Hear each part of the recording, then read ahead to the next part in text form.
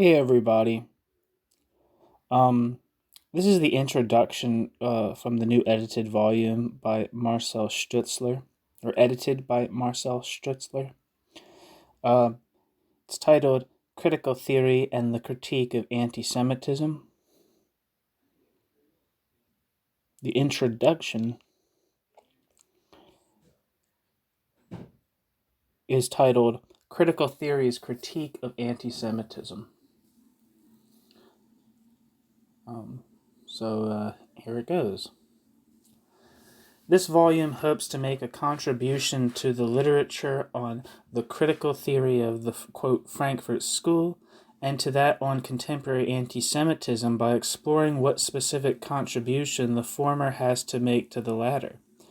Although in the, quote, golden age of anti-Semitism research, the 1940s and 1950s, critical theory's contribution was as central as it was obvious and widely acknowledged.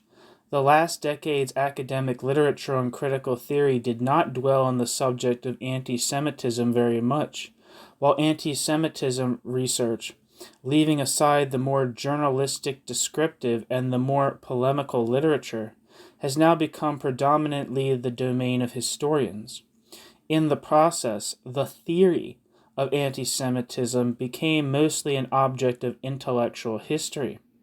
When contemporary analysis of anti-Semitism invokes social theory at all, it tends to be blinded by the glory critical theory once enjoyed. Quote, "Oh, we did that already, way back, didn't we?" End quote. Meanwhile, empirical research slumps back into the lazy habits of conceptless empiricism. The fact that the mainstream of academic industry moved on from a once celebrated paradigm suggests, of course, to contemporary observers that this probably happened for good reasons. Academics in the social sciences and humanities are profoundly critical of the concept of progress except within their own bubble, where the necessities of self-preservation on the job market suggest that new is good. Regrettably, this is not necessarily so. Against the condescension of, quote, cutting-edge research, end quote, and its supposedly ever-progressing, quote, excellence, this proudly old-fashioned volume suggests, quote, bringing critical theory back in, end quote, and see what difference it still makes. The, quote, Frankfurt School critical theory of anti-Semitism reflects and undergirds the struggle against anti-Semitism from a theoretical position that is critical also of liberal social and political thought. Critical theory rejects the capitalist mode of production and its social and political forms from a Marxian perspective, fortified by Freudian psychoanalysis and shaped by the historical experience of the limits and reversals of, quote, Enlightenment, the process in which human civilization edges towards becoming more humane. That marked the 20th century. Fascism, Stalinism, National Socialism, the Holocaust, and their various echoes and iterations. Critical theory differs from more mainstream socialist or liberal critiques of anti-Semitism in framing its anti-Semitism in the sustained critique of categories of thought and practice central to modern liberal, bourgeois, capitalist society that more traditional theories tend to accept as given, or critique only superficially, such as identity, nation, state, race, sexual identity, and central planks of 20th century, quote, new, or, quote, left liberalism, such as nationalism, nationalist social democracy, and nation-state-centric anti-imperialism. Footnote. An early reference point for the critique of, quote, identity politics is Marx's critique of his comrades in his 1852 Enthüllungen über den kommunistischen Prozess zu Köln. when he chastised them for fetishizing class as much as Democrats did, quote, people. Quote, just like the Democrats turned the word people into some holy being, so you do the word proletariat, end quote. Quoted in Clausen, 1994. Emphasis in the original. In a similar vein, Adorno rejected nationalism in any form, including its allegedly benign forms, when he wrote that, quote, supposedly healthy national feeling, end quote, inevitably becomes, quote, excessive. Because, quote, the identification of the person with the irrational connection between nature and society, which the person happens to be part of, end quote, is the root of its, quote, untruth, end quote. In Adorno's essay, Meinung von Gesellschaft, end footnote. One way of describing the difference between critical theory's critique of anti-Semitism and broadly liberal critiques is that the former treats anti-Semitism as a symptom,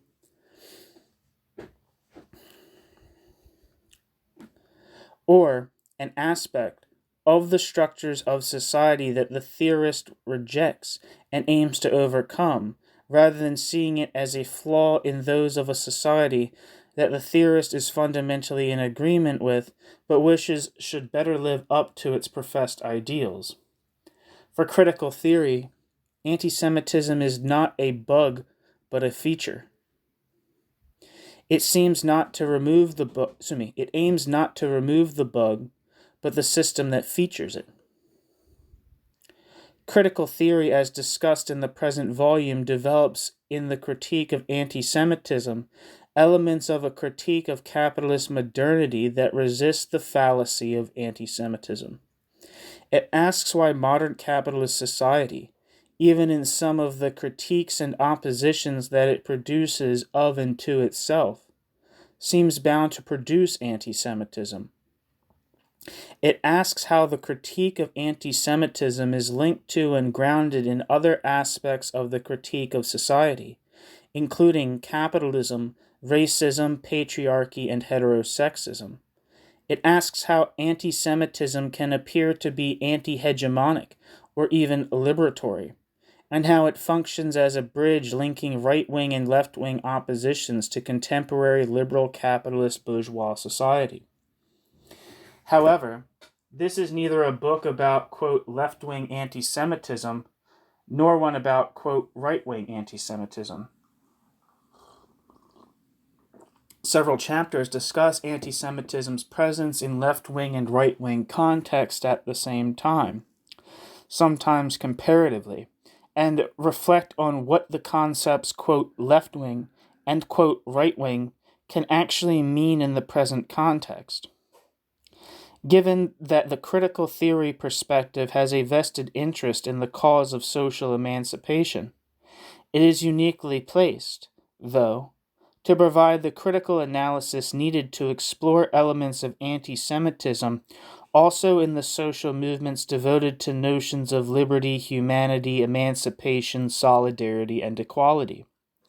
It is uniquely positioned to understand and explain why anti-Semitism poses particular problems for emancipatory movements by frequently using, unlike most other forms of racism, a rhetoric of liberation.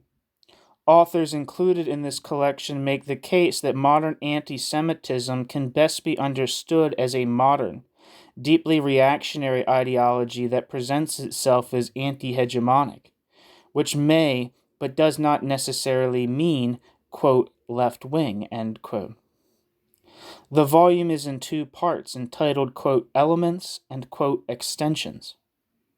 The chapters in the first part offer a general overview of the Frankfurt School's critical theory of anti-Semitism, whereby most focus on particular concepts and elements.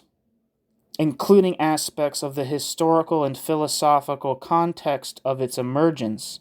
Those in the second part extend the Frankfurt School-inspired perspective to a range of contemporary matters.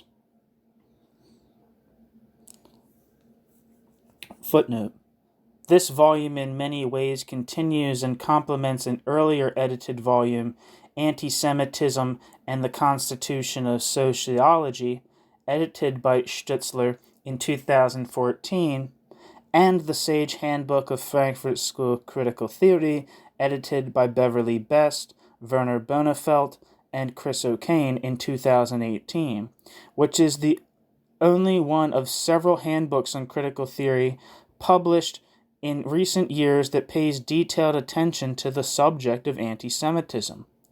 The idea to the present volume was first suggested by Werner Bonefeld and initially developed together with Christine Achinger.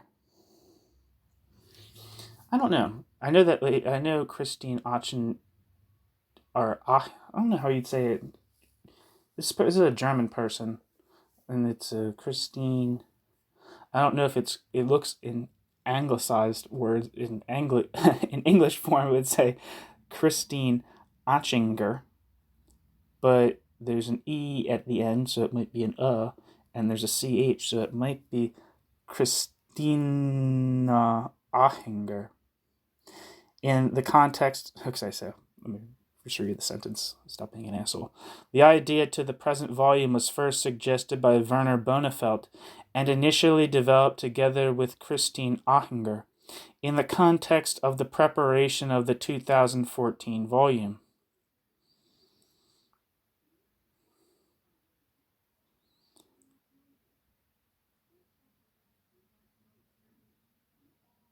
End footnote. Okay, so back to the text. The distinction is not strict, of course.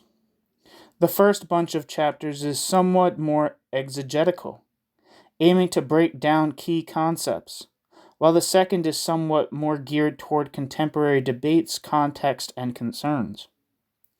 For several contributions, the relationship between the concepts, quote, race and, quote, anti-Semitism is a central theme. Some readers might be disappointed not to find a, quote, definition of anti-Semitism, though not even a, quote, working, end quote, one.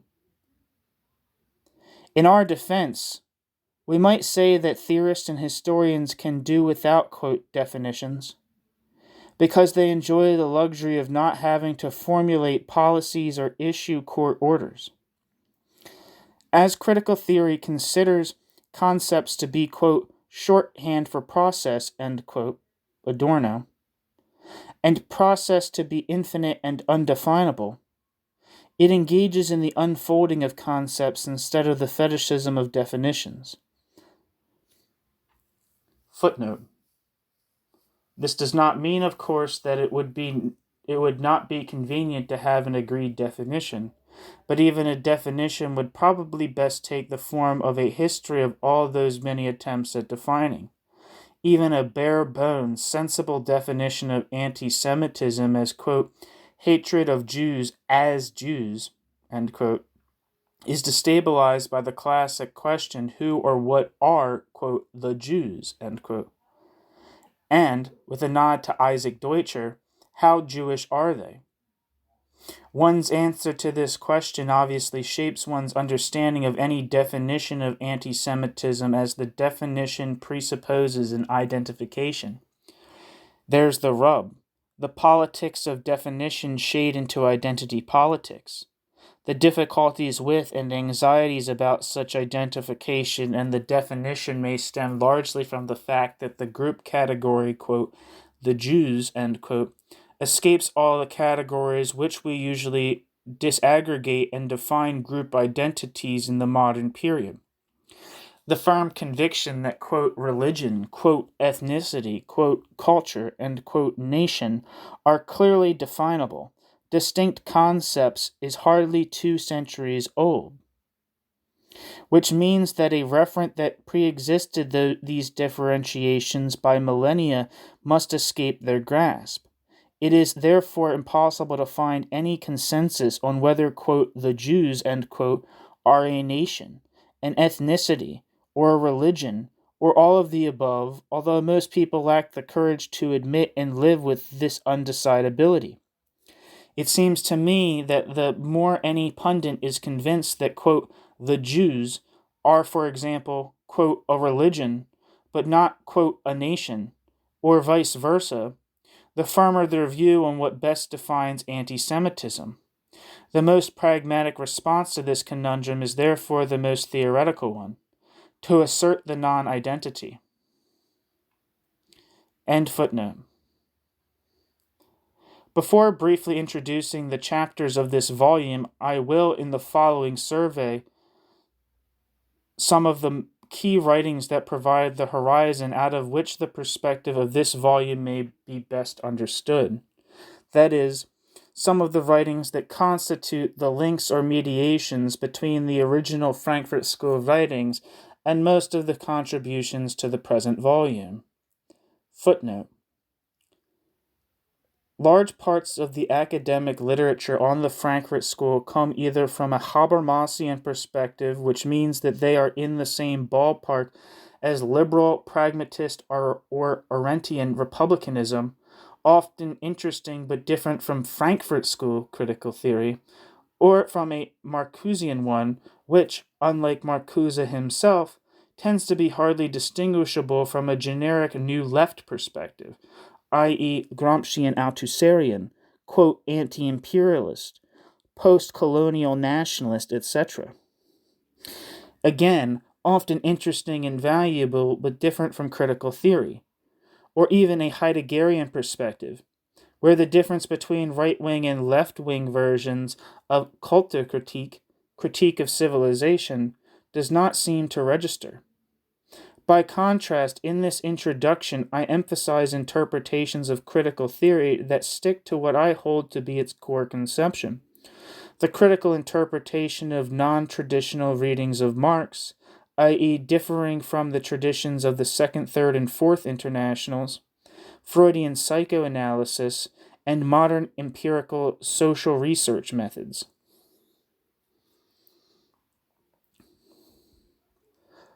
End footnote.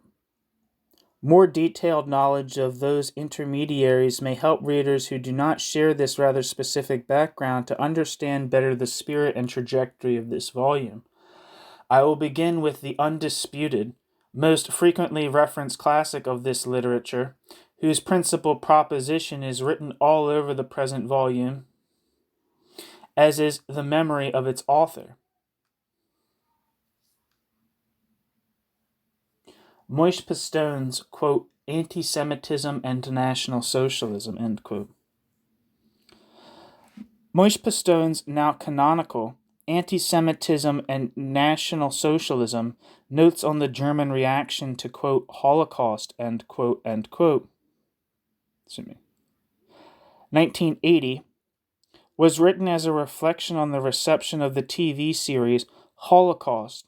4 feature-length films first aired in the United States in April 1978, then in Germany in January 1979.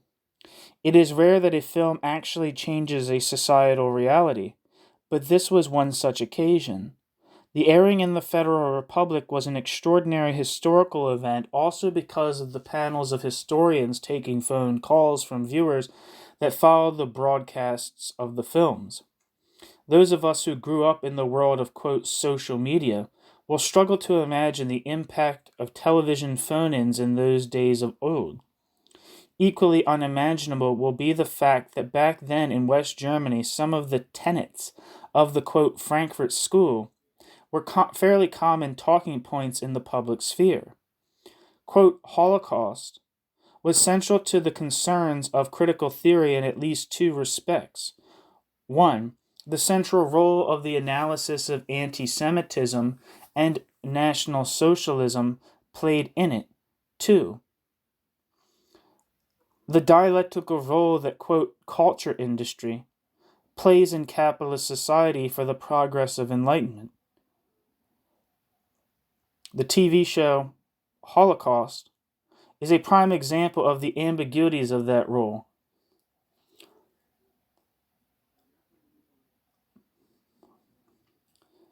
It is TV drama at its best, star-studded, with Meryl Streep, extremely watchable, all-round great acting, narratively simplified to elicit maximum emotional impact, using empathy to make viewers identify and get hooked, and allowing for just enough shades of gray to follow a psychologically realistic aesthetic in a subject that fundamentally could not be more black and white. According to the laws of its genre, it is a masterpiece.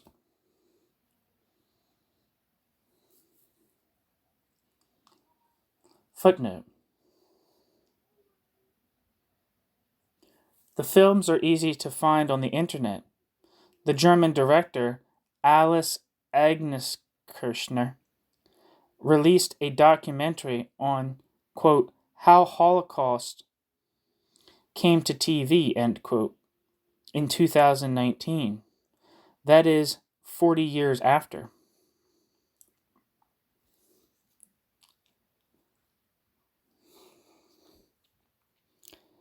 End footnote. The production values that allowed it to put the Holocaust into the forefront of public discourse in late capitalist society obviously have their price, and so the film series was strongly disliked by a range of commentators at the time for a variety of reasons, such as, quote, trivializing the issue.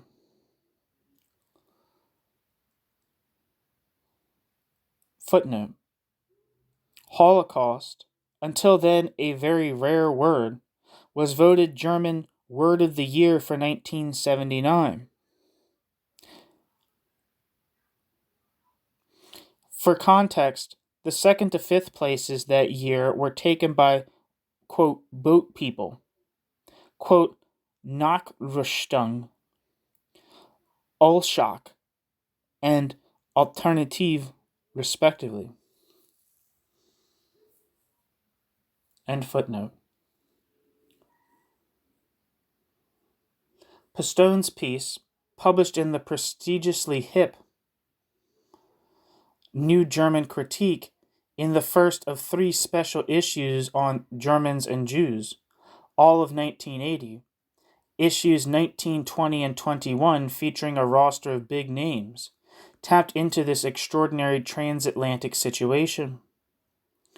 Although the hint in the title is clear enough, it is often overlooked that Pastone's article does not so much reflect on anti-Semitism as such, but on the relationship between anti-Semitism and National Socialism. Its argument is very much historically specific in character. It begins with a critique of post-Second World War liberal and conservative as well as socialist discourses on anti-Semitism and National Socialism, when talking about the, quote, Nazi past, end quote. Quote, liberals and conservatives have focused attention on the persecution and extermination of the Jews, end quote, and have used it to emphasize its discontinuity with the present, to the effect that, quote, what happened to the Jews has been instrumentalized and transformed into an ideology of legitimation for the present system, end quote, that is, of the Federal Republic. The latter may employ a lot of old Nazis, but surely they now refrain from killing Jews. For that purpose, the, quote, intrinsic relationship between anti-Semitism and other aspects of National Socialism, end quote, was ignored.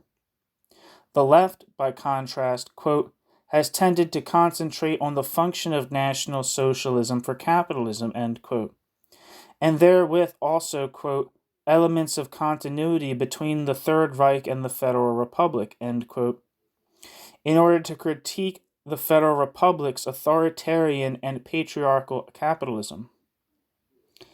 Crucially, both the right and left subsumed the extermination of the Jews under the, quote, general categories of prejudice, discrimination, and persecution, end quote, as well as, quote, racism in general, end quote, which they treated separately from the, quote, socioeconomic examination of National Socialism, end quote.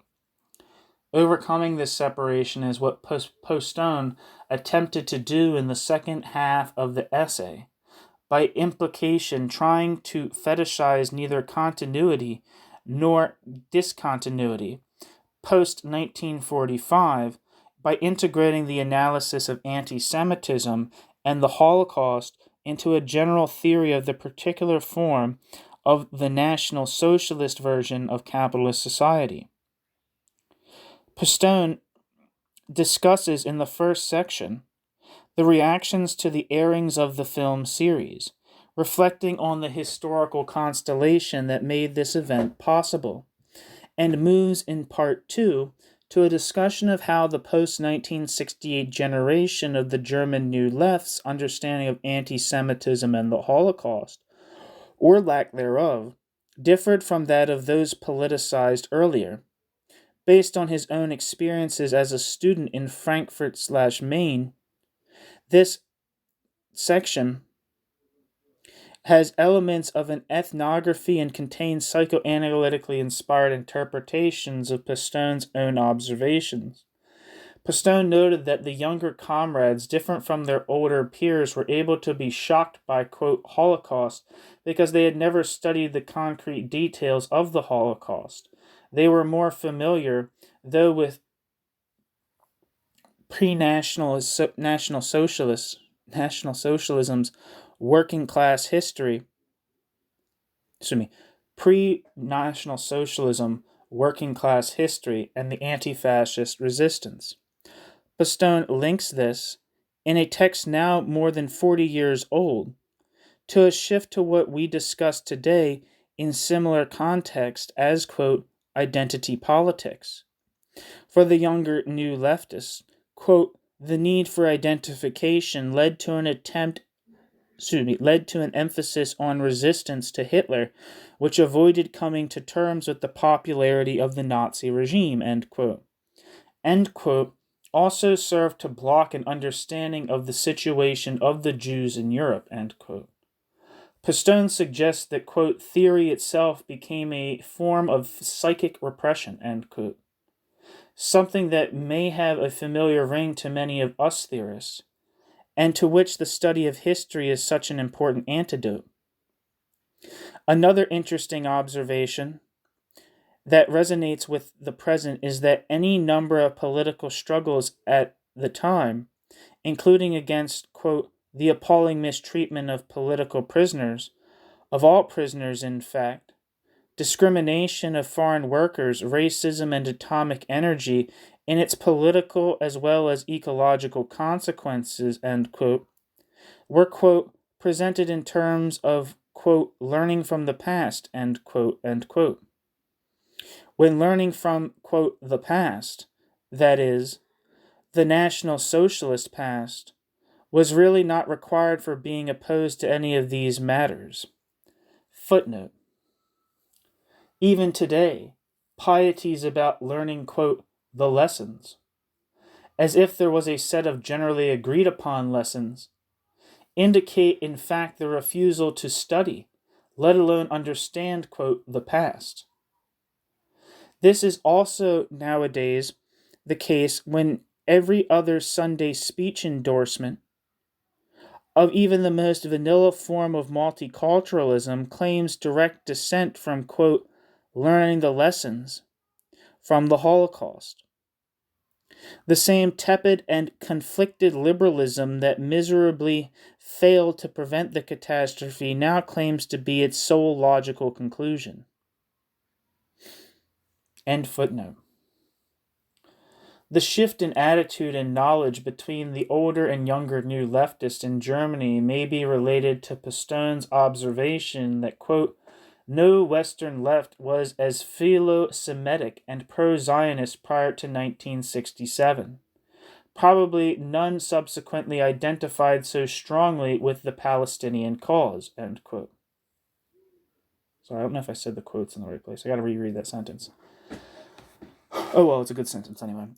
The shift in attitude and knowledge between the older and younger New Leftists in Germany may be related to Pastone's observation that, quote, no Western left was as philo-Semitic and pro-Zionist prior to 1967. Probably none subsequently identified so strongly with the Palestinian cause, end quote. Pastone hints that identification, which always involves projection, is the key concept here. Pastone came to believe that a psychological explanation, quite rare in his overall work, was required here because the reversal from philo-Semitic pro-Zionism to anti-Zionism with sometimes manifest anti-Semitic undertones was triggered not by the suffering of the Palestinians, which had begun much earlier, but by the 1967 war. Quote, philo-Semitism revealed its other side, end quote. Jews who fail to be, quote, victims and therefore virtuous, end quote, are replaced by more suitable objects of identification.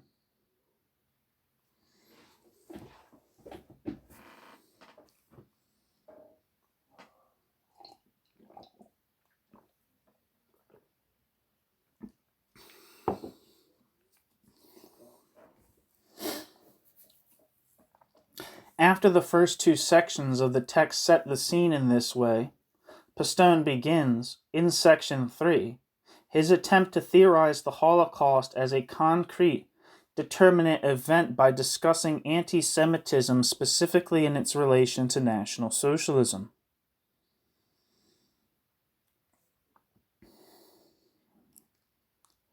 Got a couple footnotes to read here. Footnote. In extension of Pastone's argument, it could be said that Palestinians and others at the bottom ranks of the world system's hierarchy may want to pay attention to Zionism's fall from grace. In this context, treat with suspicion overenthusiastic proclamations of solidarity by metropolitan Westerners, as they may sometimes turn out to be the kind of narcissistic love that drops its object when it stops paying the desired emotional dividends in the business cycle of political discourse. Anti-Semitic undertones in some of the anti-Zionist proclamations of those, or descendants of those, who once were, quote, the most pro-Zionist, end quote, may serve as a warning sign, being the signature of unacknowledged libidinal charge. End that footnote. New footnote. Pastone's essay is therewith also an early instance of the more recent trend in Holocaust studies to restore anti-Semitism, and thus questions of ideology, as central to the analysis of National Socialism and the Holocaust. Pastone explicitly brackets out the question why, quote, Nazism and modern anti-Semitism, became hegemonic in Germany, end quote. His emphasis is exclusively what it was that became hegemonic, as opposed to why it became so in a particular place. By, quote, modern anti-Semitism, end quote, it is important to note, he means specifically the type of anti-Semitism that culminated in Nazism, not, as would be more common usage, any form of anti-Semitism in the modern period. End footnote. Pastone's starting point is that, quote, attempts at an explanation which deal with capitalism, racism, bureaucracy, sexual repression, or the authoritarian personality remain far too general, end quote. In particular, there was no functionality to the Holocaust, which set it apart from most, if not all, other genocides. This, as opposed to victim numbers as such, is its, quote, qualitative specificity, end quote. Saying that the Holocaust was, quote, its own goal, end quote, rather than a means to anything else, is saying that the Nazis took their anti-Semitism seriously. Implausible as this must seem to non-Nazis, anti-Semitism actually directed their actions. They meant it. The point here is that the Nazis did not see themselves as a regular party amongst others, but as a radical movement of revolt, committed to the mission of fighting a peculiar, all-determining power. Quote, probably all forms of racism attribute potential power to the other.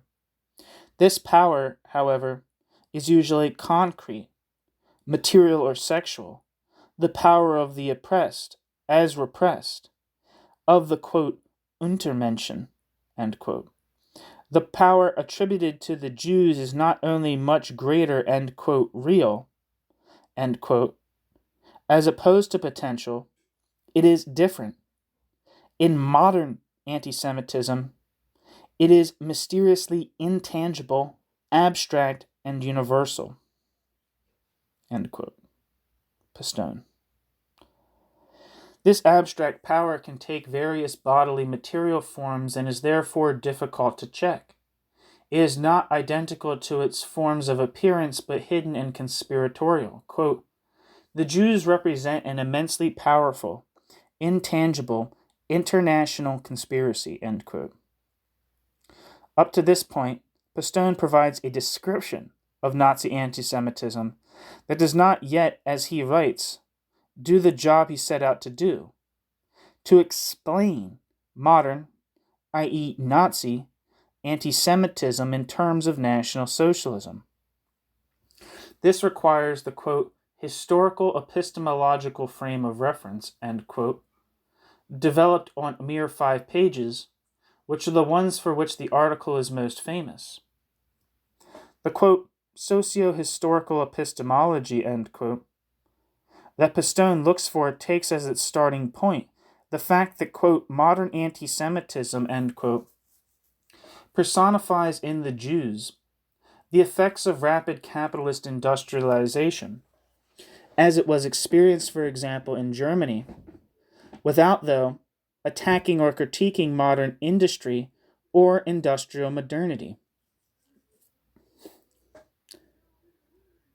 The required epistemology needs to allow, so Pistone suggests, quote, for a distinction between what modern capitalism is and the way it appears, between its essence and appearance, end quote.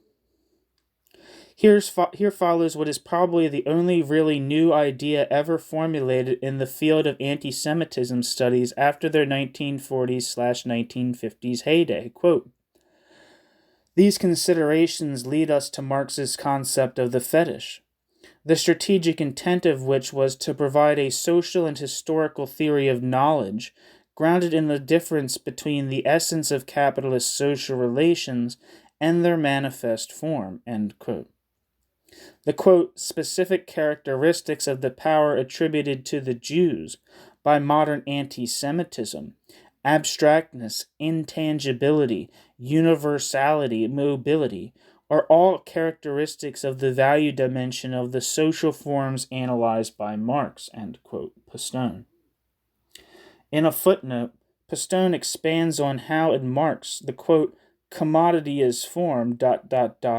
represents a duality of social dimensions, bracket, value and use value, end bracket, which interact such that the category simultaneously expresses particular, quote, reified, end quote, social relations and forms of thought, end quote. This is what is meant by a, quote, socio-historical epistemology, end quote.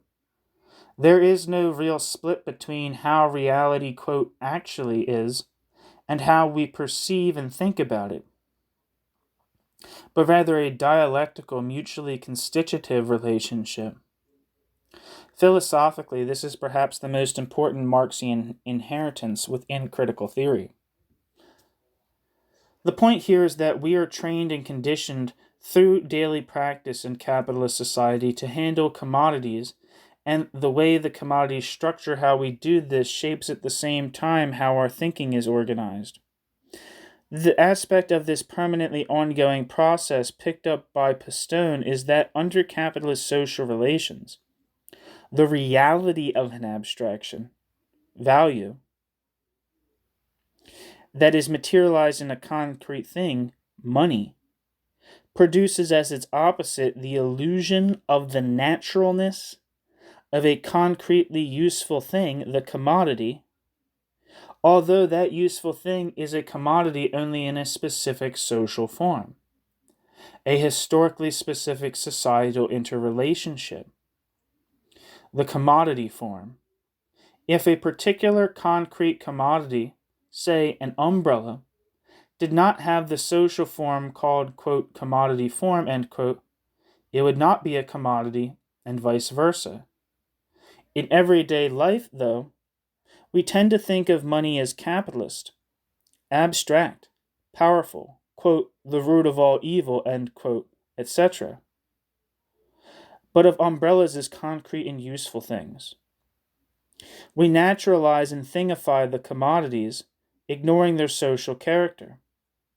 Capitalist everyday ideology, quote, common sense, end quote, may prompt us to blame the umbrella's typical flimsiness on a deplorable loss of artisanal savoir-faire,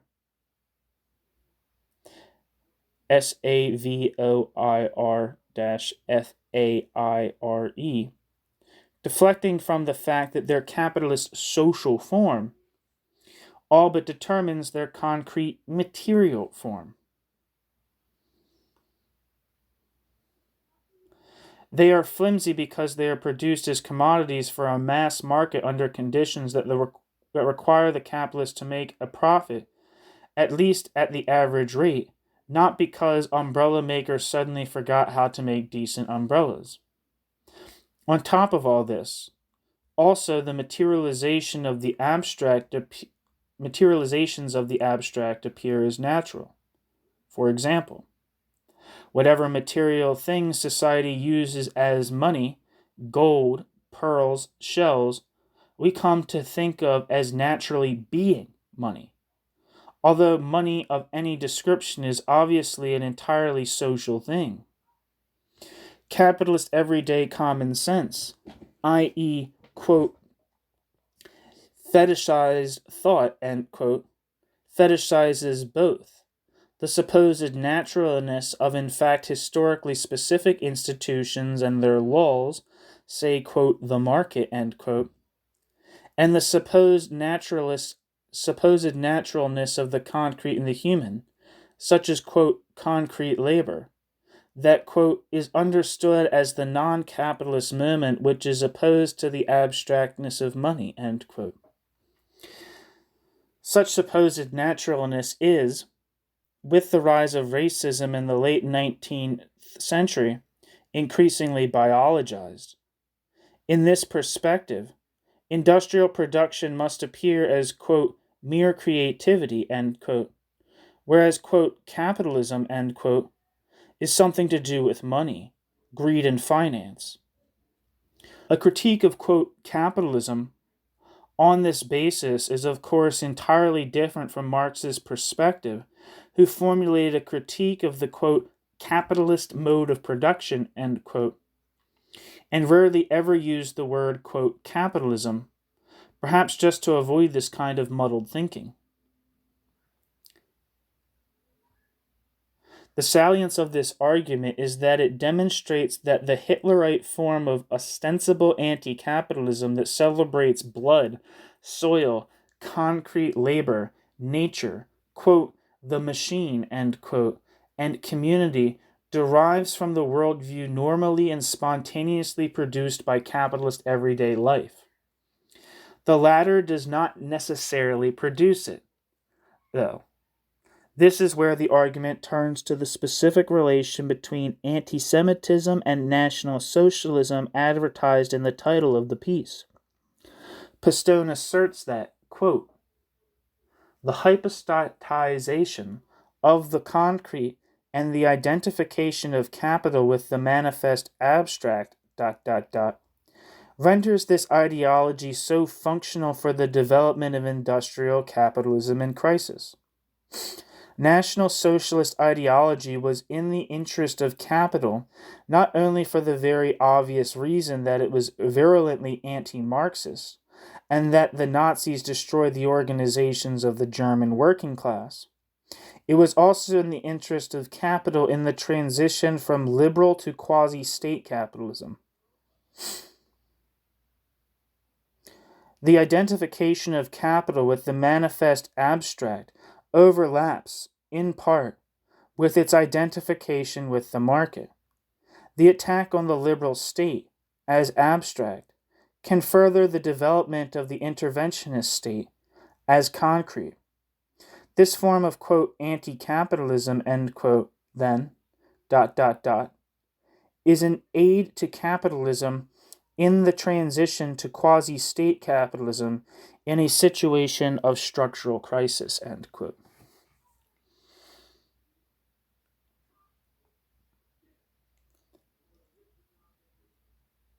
The fact that National Socialist ideology is a, quote, quasi-state capitalist, end quote, response to capitalist crisis makes modern anti-Semitism a perfectly logical and, pardon the pun, organic fit. Like hand in glove. It also implies that anti-Semitism is a fitting element in any other quasi or fully state capitalist projects that attack abstract law, abstract reasoning, the market, liberalism, finance capital, and so on. Pastone's brilliant intuition, probably inspired by the critique of, quote, false immediacy, end quote, that is the leitmotif of many of Adorno's writings, was to detect the very same thought pattern in modern anti-Semitism and in the way how capitalist society, quote, ordinarily, end quote, understands itself, radicalized and racialized by Nazism in a specific situation of crisis. Quote, the opposition of the concrete material and the abstract becomes the racial opposition of the Aryans and the Jews. Modern anti-Semitism involves a biologization of capitalism, which itself is only understood in terms of its manifest abstract dimensions, as international Jewry, ... The Jews were not seen merely as representatives of capital, in which case anti-Semitic attacks would have been much more class-specific.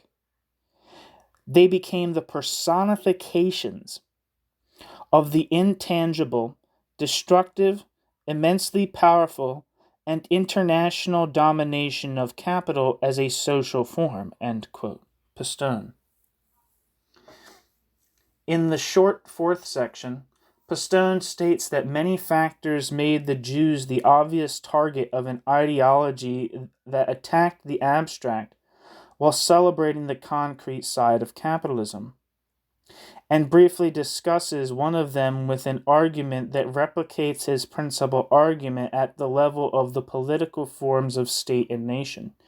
Quote, just as the commodity, understood as a social form, expresses its, quote, double character, end quote, in the externalized opposition between the abstract money and the concrete, the commodity, so is bourgeois society characterized by the split between the state and civil society.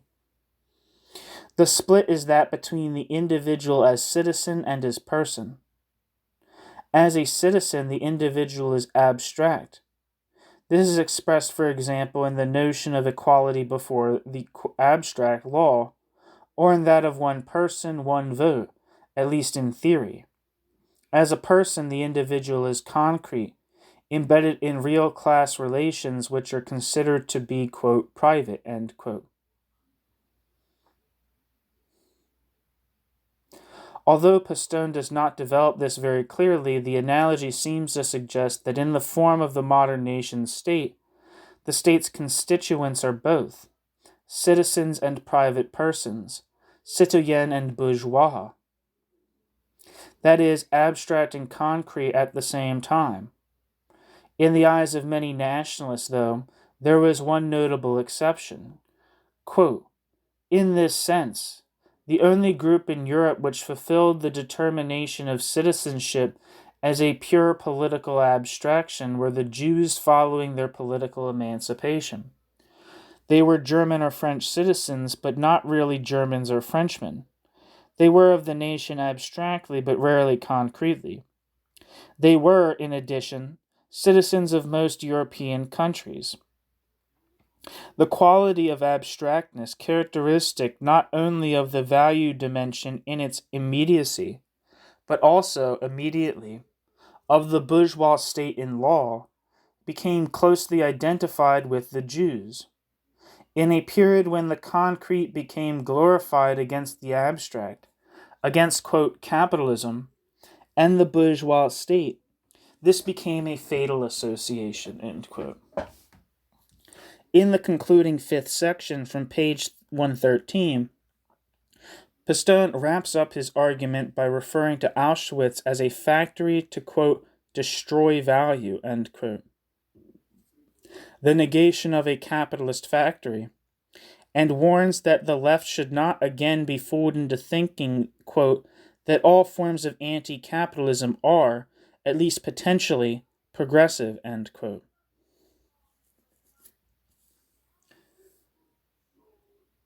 One second.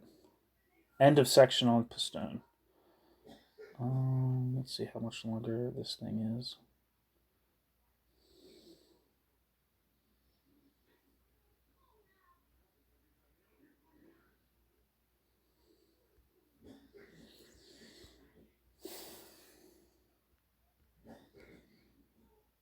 I'll read another section.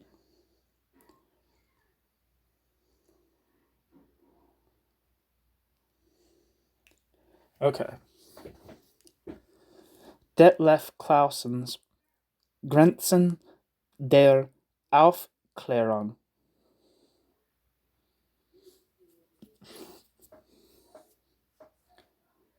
I don't know what Grenzen means, but Aufklärung, I believe, is enlightenment. Anyway. For readers of German studying critical theory and the critique of anti-Semitism beyond the core text of Horkheimer, Adorno, and other, quote, Frankfurt School authors has, or perhaps rather used to have, a rather obvious and convenient starting point in two volumes originally published in 1987 and 1988, respectively, that mark the high point of the intense reappropriation of the classic text from the 1940s and 1950s theorists and historians in West Germany, Israel, and the United States during the 1980s.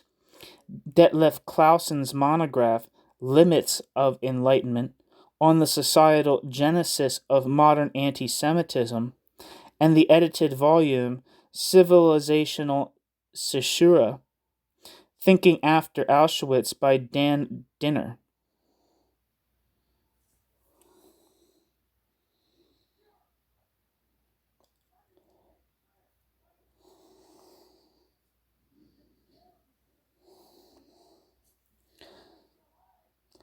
Certainly in German, there were many other related studies to follow, but none will have had the same impact.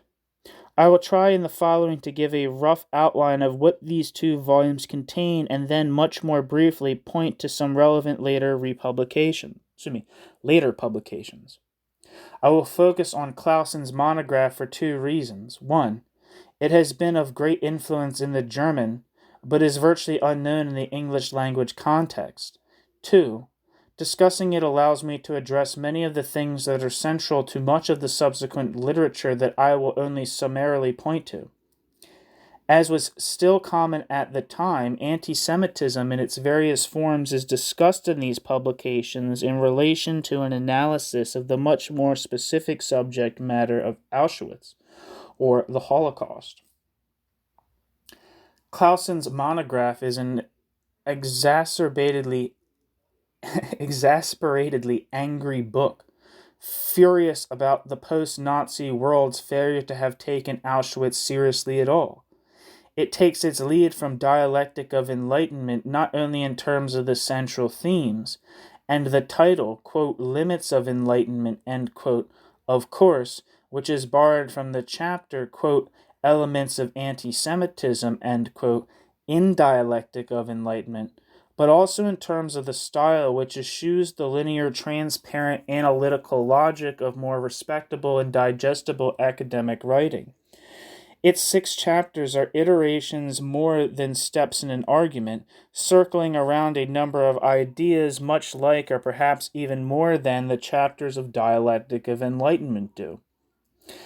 Where Clausen deliberately differs is in the use of history. He seems to aim at making explicit the history of which the concepts of critical theory are condensed crystallizations. Theory's shorthand is translated back into fragments of narrative that is historicized.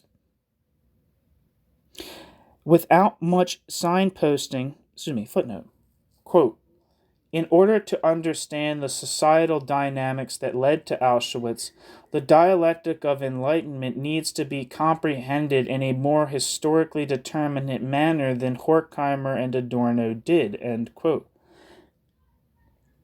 Clausen, 1994. This could serve as a motto also for most chapters in the present volume.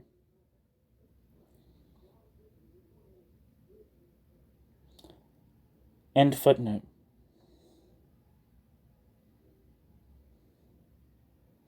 Without much signposting or the convenience of smooth transitions and summaries, Clausen's text switches from explication of theoretical and philosophical texts, Horkheimer, Adorno, Marcuse, Freud, Marx, Heine, Werner, Hegel, Kant, Arendt, Sartre, to the history that produced them, in particular that of the French Revolution and its aftermath.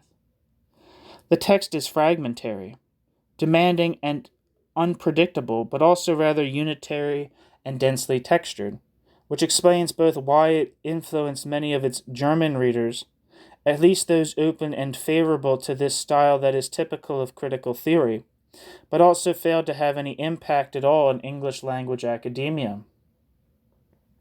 Clausen's principal proposition is that the history of anti-Semitism in Auschwitz is essentially about the failure of emancipation in modern society, and that critical theory attempts to reflect on this failure and the, quote, limits of enlightenment, end quote. It aims to de-reify the concept of, quote, the Holocaust, end quote, which has only become the generally accepted signifier for what had before then not yet been a presumably clearly defined object through the 1978 television series Holocaust. Clausen sees, quote, the Holocaust, end quote, in this specific sense as an artifact of the culture industry, quote, Holocaust, end quote, that is, of the falsification of memory, the loss of experience, and the rationalization of the total destruction of meaning. Footnote. Clausen insists on using, quote, Auschwitz, a specific concrete place name that works as a pars pro toto, rather than Holocaust or Shoah, which are words that have more generic primary meanings, a, quote, sacrificial burning, end quote, quote, the disaster, end quote. End footnote.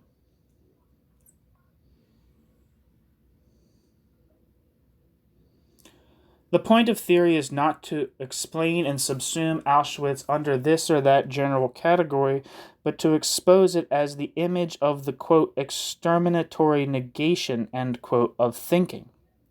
If anti-Semitism and Auschwitz are about the ultimate destruction of the hope for emancipation, which is bound up with the ability to think and critique, hence, quote, the Enlightenment, end quote, then the, quote, working through, end quote, of the memory of Auschwitz must aim at the restoration of that ability, aiming at Enlightenment's breaking through its own limitations. Forms of remembrance and commemoration that fail to do so are on the wrong side of that divide. Channeling Adorno, Clausen argues against the, quote, pedagogization, end quote. This is going to be fucking funny. This is the German word for pedagogization. Pädagogisierung of Auschwitz. Quote, the more the public is treated as the target of instruction, end quote, by, quote, enlightened officials, end quote, the more resentment will build up against the lessons. The pedagogy must itself be emancipatory, and sociology, rather than allowing itself to be reduced to a mere content provider, must reflect on the forms of its delivery and distribution. Following Horkheimer and Adorno's arguments in Dialectic of Enlightenment, Auschwitz means not merely that a, quote, singular people, end quote, was destroyed, but a type of society. The Nazis attempt to, quote, perpetuate violence, end quote, had as its target the type of society that allowed the hope for emancipation, modern bourgeois society, as a reality that contained in itself the potential of something better, destroyed itself in Auschwitz. The same is not true of any other anti-Semitic atrocity in history. The Nazi excess of systematic rationalized violence destroyed the emancipatory utopian potential also inherent in modern bourgeois society. Their killing machine, quote, Tötungsmaschinerie, resulted from this society's history of violence, though. Clausen mentions colonial violence, but also the June massacres in Paris in 1848 and the mass shootings of guerrillas in the Franco-Prussian War. Although the rule of the law of value and the contract-based exchange of equivalent portions of value depend on the suspension and tabooing of direct violence, bourgeois society has never been remotely as nonviolent as it believes itself to be. National Socialism escalated, perpetuated, and institutionalized the kind of violence that refuses to acknowledge the humanity of the enemy who becomes, quote, unworthy of life, end quote. This change in the logic of violence determines the change of form of anti-Semitism from ordinary pogromism to the, quote, anti-Semitism of reason, end quote, the famous phrase Hitler used in a letter from 1919.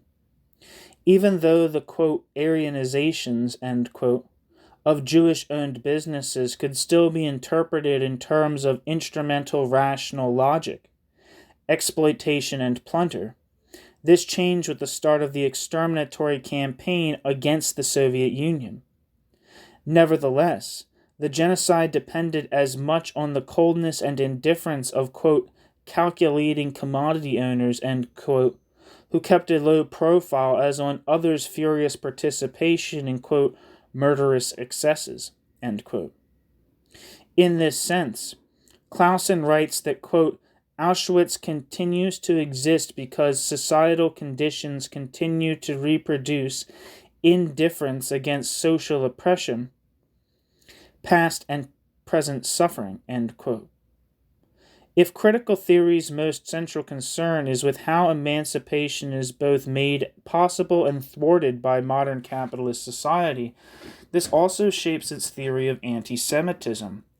Post-French Revolution society both provided emancipation and turned it into the, quote, compulsion to assimilate to an unfree society, end quote. The form of emancipation that the bourgeois revolution created, and that subsequently failed so catastrophically in Auschwitz, was linked to the sphere of circulation that the French Revolution had opened up by taking it away from the mercantilist absolutist state. It was based on the possibility of relatively many to own buy and sell property. In that sphere, though, also the space had opened that allowed the articulation of the possibility of emancipation beyond the failed emancipation of the bourgeois revolution that created this sphere. The theory of that emancipation was formulated by Marx, not incidentally in London, the capital of circulation, in what contemporaries mocked as the, quote, Jewish Hegelian jargon, end quote. The sphere of circulation became ubiquitous, though, and thereby was abolished as a separate sphere. In totalized capitalism, everything becomes the sphere of circulation and hence nothing. Clausen suggests that Horkheimer thought that crushing that sphere, end quote, the Jews, end quote, who supposedly represented it, meant crushing the very idea of emancipation. He also asserts that Horkheimer and Adorno, quote, thoroughly mistrusted the restoration of liberalism in the Western Hemisphere, end quote, after the Second World War, when in the world before Auschwitz, economic rationality had set limits to anti-Semitic violence, after, quote, the de-bourgeoisification of capitalist society, end quote. All that was left from the characteristics of bourgeois society was, quote, the coldness of the bourgeois subject, end quote. In this context, it is important to reflect on the ambiguity of the, quote, culture industry, end quote, against bourgeois coldness. It brought back pity, which Nietzsche had ridiculed and the Nazis had abolished, in the form of sentimentality, a heavy dose of which can trigger critical thinking in rare cases, such as that of the film Holocaust.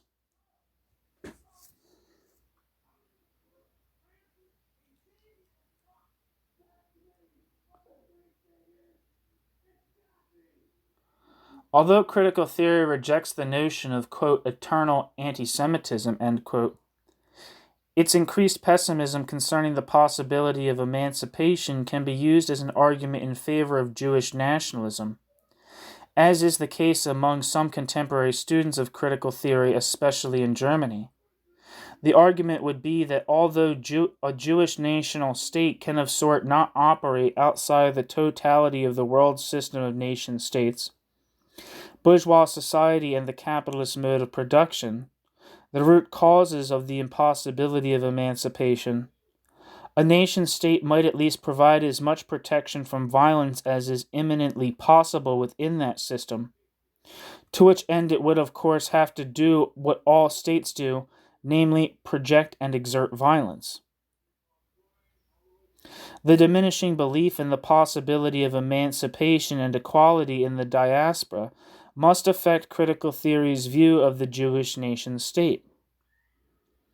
On this issue, Clausen develops a nuanced position based on a comment by Horkheimer that is neither pro nor anti-Zionist, and seems to illustrate well what a critical theory position on this thorny issue could look like, as opposed to the left liberal or, quote, traditionally Marxist, end quote, ones that tend to assert identity one way or the other.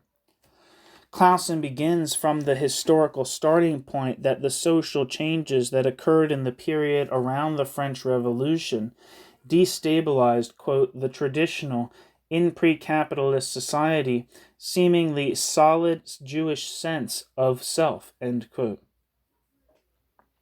but did not in its place produce a similarly solid sense of, quote, Jewish national identity, end quote. It created non-identity, rather. This is neither definable as a new positivity nor simply the negation of an identity. Footnote. In a generic sense, modernity turned all pre-modern identities into ambiguities, but 19th century nationalism managed to varying degrees to contain the fluidities and ambiguities of modernity, where, quote, all that is solid melts into air, end quote, quite well by re-reifying populations as nations. In the 20th century, with the world system of capitalist states more solidly in place than in the 19th, narrowing the wiggle room for constructing new societies by articulating nation building as modernization, nation builders and rebuilders had a more difficult time of it. This is ever more so the case in the 21st. End footnote.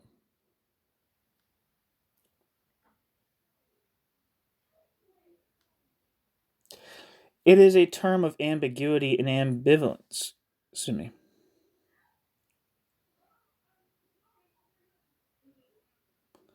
It is a term of ambiguity and ambivalence that must remain at a tension with any attempt at defining and affirming an identity such as nationalism.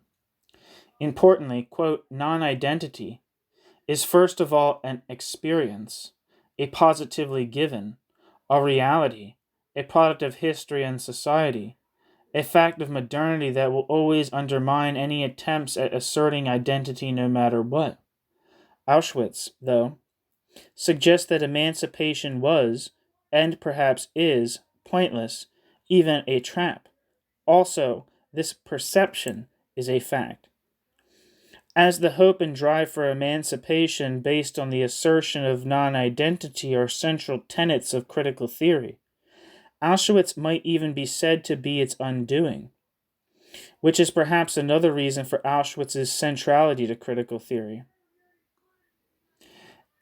At this point of the argument, Clausen quotes a statement by Horkheimer that is worth repeating at length. Quote, the Jews in the diaspora had professed justice, God the just, as the highest and were persecuted. Then they had to flee to Israel to escape that injustice and founded a state there.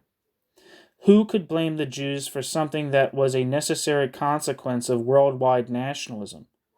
The uniformization of competing states. Just as the individual once had to become a citizen in order to partake in the affairs of the country, it is now necessary to become a nation if one is to exist in the world.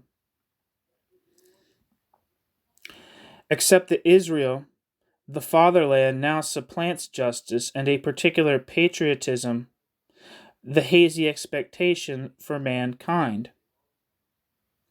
An Israeli might point out to me in good Hegelian manner that their brave soldiers, kibbutzim, and pioneers were the determinate negation of the ghetto, without which that hope was but abstract talk, and the waiting of the Messiah for the spurious infinite.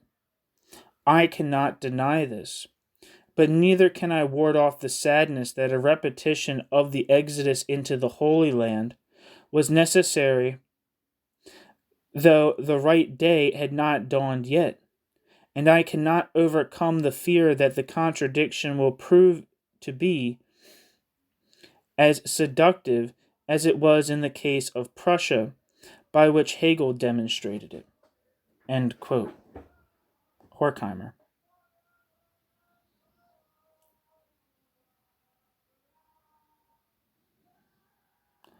Clausen comments, quote, it is the thing itself that entangles us in the contradiction, end quote. Therefore, there is no way around it. Horkheimer asserts that the irresolvable contradiction induces sadness, as it is not possible for critical theory to either give up the hope for emancipation or acknowledge the crude fact that Auschwitz has dealt it a near fatal blow. Sadness must translate into the soft-spoken, nuanced acceptance of ambiguity, as opposed to the macho bravado of either the committed Jewish nationalist or the full-throated rationalist defender of the universalism that has always had and always will have the correct answer, whatever the circumstances, whatever the position. Horkheimer ingeniously pours cold water on the Hegelian defense of the Jewish nation-state, without actually arguing against it, by comparing it with Hegel's likening of Prussia to the working of reason in the world, The comparison to modernizing Prussia is a kind of compliment. Prussia/Israel being the state that represents bourgeois rationality in a sea of semi-feudal backwaters, but with an obvious sting. Even rule by the most enlightened state officials is still rule by the state with all the reversals and excesses to be expected, and in the case of Prussia, demonstrated by the very history that created not the necessity, but the possibility of Auschwitz. However powerful the case made by Auschwitz, Israel too cannot escape the logic of the nation state.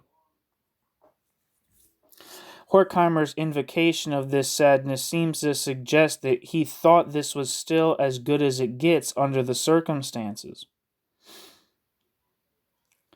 Horkheimer's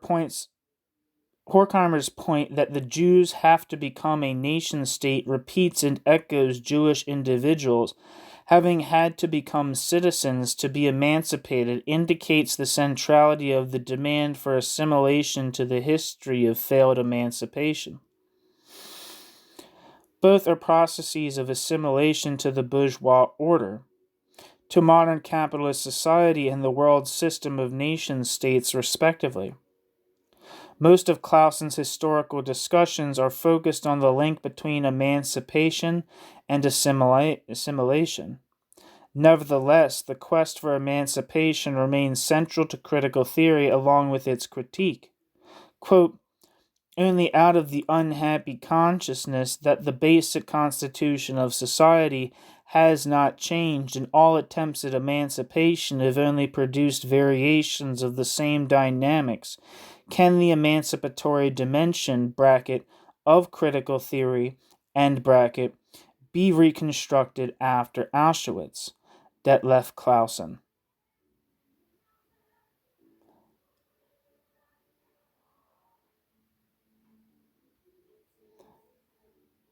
Footnote.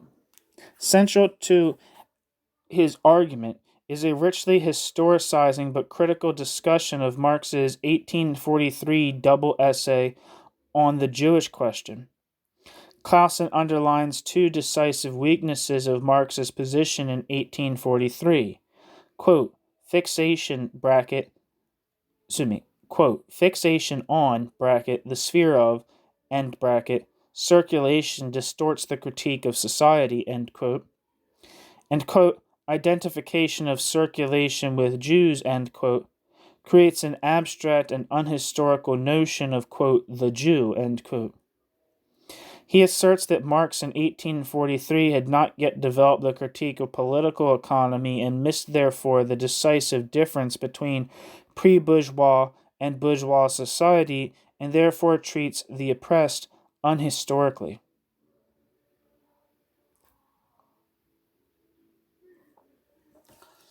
One second, let me get some water. End footnote. It's a new section coming up, so now's a good water time.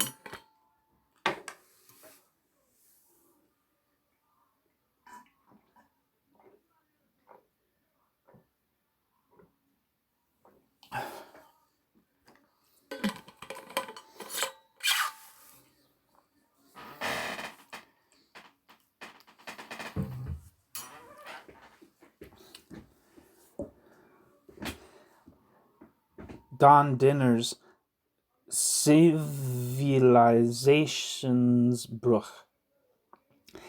Denken nach Auschwitz. I don't know if I'm saying that right, but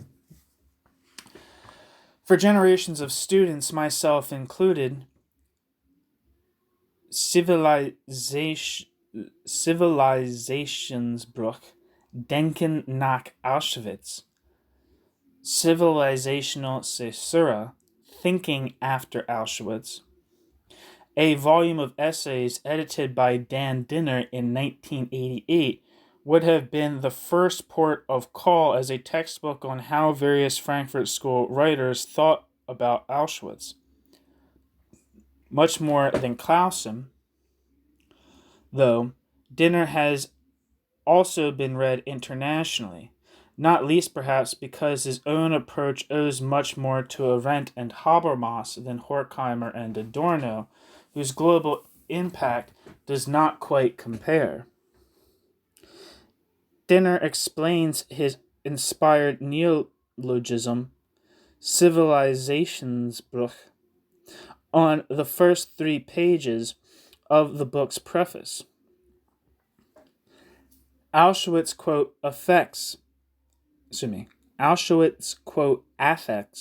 bracket, some of, end bracket, the basic preconditions of human interaction, end quote, constituting, quote, something like the refutation of a civilization whose thinking and acting, end quote, is based on, quote, anticipatory trust, end quote, in a generally utilitarian attitude.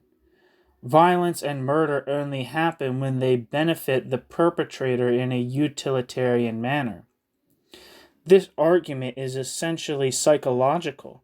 Members of society trust that no irrational violence will take place, and has little in common with Horkheimer and Adorno's critique of civilization in Dialectic of Enlightenment. For example, although the notion of a caesura certainly reverberates with Adorno's many references to the radically changed condition of society, quote, after Auschwitz. Dinner's explanation of the concept of, quote, Civilisationsbruch, though, seems to suggest that Auschwitz was the moment when a previously utilitarian, rational, predictable, and trustworthy civilization suddenly broke down. Whereas critical theory asserts that irrational, self-destructive violence is, and has always been, very much part of our civilization, which is why it sees Auschwitz as a lens through which to study the fault lines and limitations of civilization and enlightenment as such, not just after a certain breaking point in its history. Footnote. The concept of Civilisationsbruch is explained by Dinner in detail in an essay published in 2003. Dinner explains his approach here as different from that of the Frankfurt School. For critical theory as expressed in Dialectic of Enlightenment, the analysis of Auschwitz and anti-Semitism in general drives towards and necessitates asking questions about the meaning of reason, rationality, enlightenment, and civilization, be it human, quote, Western, or capitalist civilization. This is different from asserting that the deed of Auschwitz has, in fact, ruptured or broken civilization. The latter, much more than the former, seems to me somewhat Eurocentric. Freienhagen takes a similar position on this, arguing that Dinner presupposes in his concept of Civilisationsbruch a completely different and uncritical understanding of civilization than do Adorno and Horkheimer. This is evident on the first page of the first chapter of the volume by Löwenthal, who asserts that, quote, fascist terror, end quote, was, quote, rooted deeply in the dynamics of modern civilization, end quote. End footnote.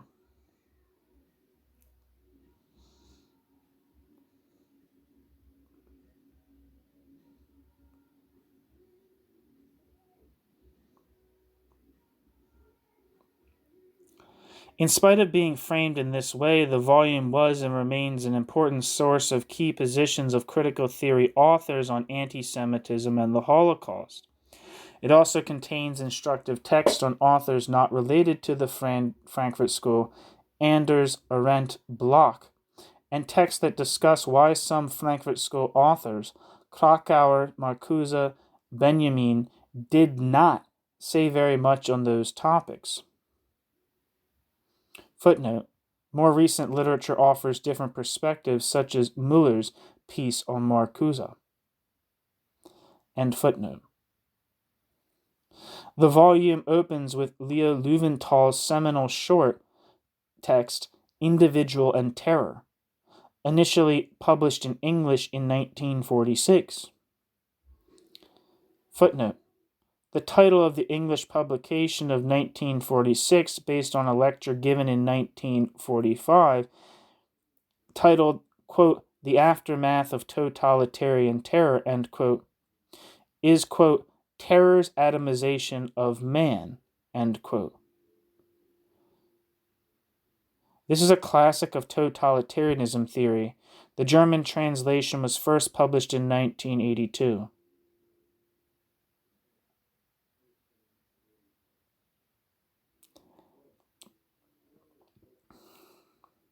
End footnote.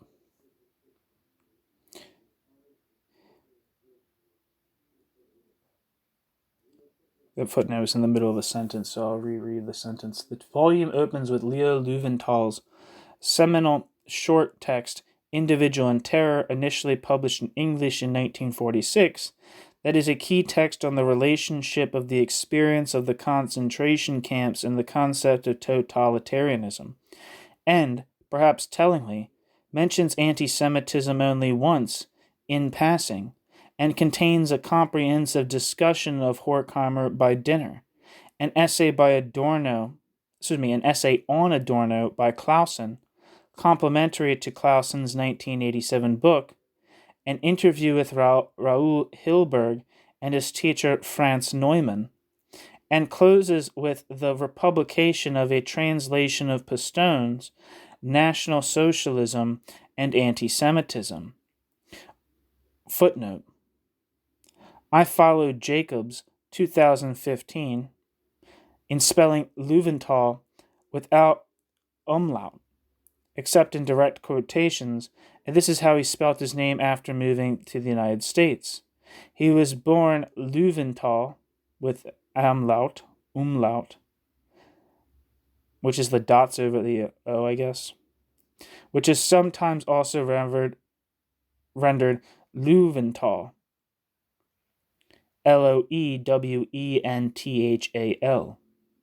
In German language publications, he is commonly spelt Löwenthal.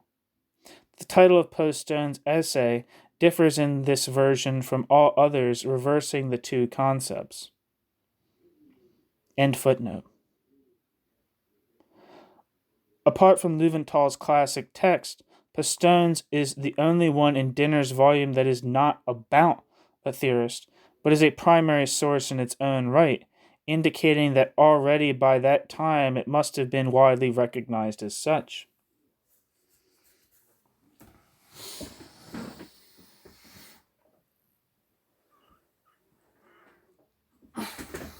One second.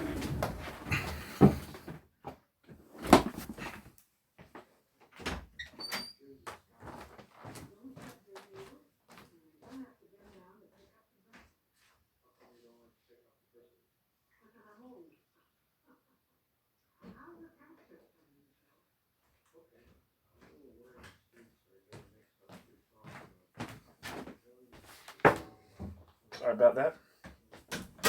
Had to grab more Joe. The ISF pamphlet, Ulrike Meinhof, Stalin and the Jews. In the Federal Republic of Germany, a lot of Frankfurt School influenced discussion of anti-Semitism, National Socialism, anti-Zionism, and related topics has in the past taken place, and continues to do so in a vital public sphere of, often academically highly trained, intellectuals who do not work in academia, though, and who publish in social movement related as well as in academic outlets, and some that are both. An influential case is the text Ulrike Meinhof, Stalin and the Jews. The New Left as a Tragic Drama, end quote, published by, I guess I should just, sorry. I don't know if I said quote. It's weird saying articles that are referencing things, because it says it has quotes around it, but it's not a quote, so it's kind of weird. Because you wouldn't say, when you refer to an essay or a paper, You don't say quote around it. So let me repeat it. An influential case in point is the text Ulrike Meinhof, Stalin and the Jews, the parenthesis new and parenthesis left as tragic drama, published in May 1988 by Initiative Socialist Forum, a group based in Freiburg in southwest Germany. The ISF is part of a varied range of non-university affiliated small organizations in Germany, often stemming from the 1960s, 1970s student movement that are influenced by critical theory. The text links a critique of anti-Semitic, in this context Stalinist, anti-Zionism to a discussion of the authoritarian, Maoist-Stalinist degeneration of the anti-authoritarian movement of 1968, grounded in a discussion of the position of the anti-Bolshevik Marxist left of the 1920s and various references to authors it had influenced such as Horkheimer, Marcuse, and Adorno. The text deals with the German left-wing anti-Zionists at the time, calling Israel, quote, fascist, denying the legitimacy of its existence as a state, equating Israel or its policies with Nazi Germany, and in the name of anti-imperialism, failing to formulate any criticism at all of even the most authoritarian forms of Palestinian nationalism. The ISF makes two central arguments. I wonder who was in this group. I wonder if there's, was Stefan Grigat in this group, or Gerhard Scheidt, or Matthias Kunzel, or I don't know who else would be in it. I don't know. Maybe Stoetzler himself. I don't know. The ISF make two central arguments concerning the extreme anti-Israel position held by some on the contemporary left.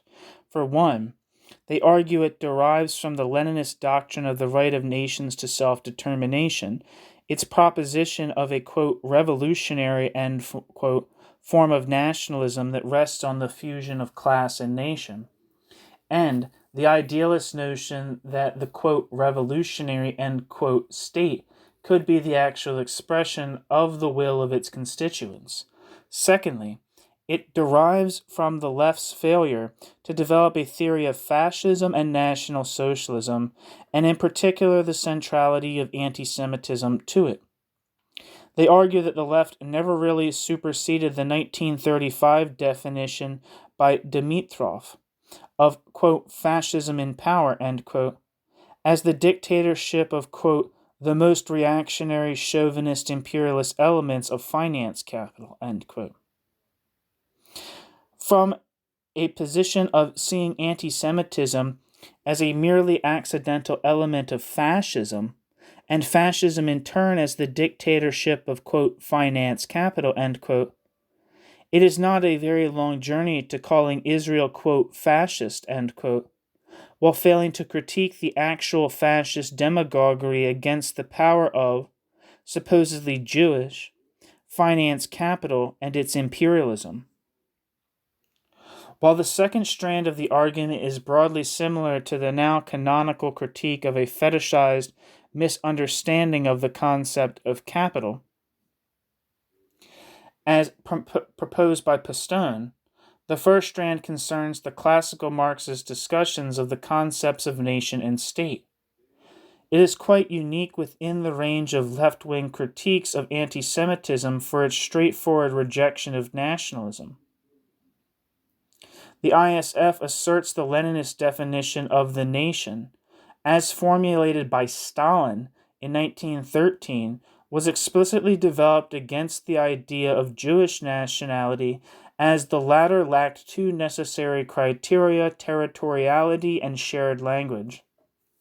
According to this ideology, legitimate states have to be expressions of the rights of historical subjects called nations, which means that, quote, a Jewish nation state, end quote, is illegitimate and probably a malicious ruse, as no, quote, Jewish nation, end quote, exists. Footnote. It is telling that it had not occurred to the, quote, anti-imperialists that if not a, quote, Jewish nation, end quote, then surely a, quote, Israeli nation, end quote, did in fact become a reality in the post-colonial space, left behind by the vanishing British Empire, a process not entirely different from the way Pakistan, India, Bangladesh, and other nations were formed in the same period, and did in this sense acquire what they would normally think of as the right to national self-determination. Not perceiving this obvious parallel speaks to their reactionary fixation on, quote, the Jewish question, end quote.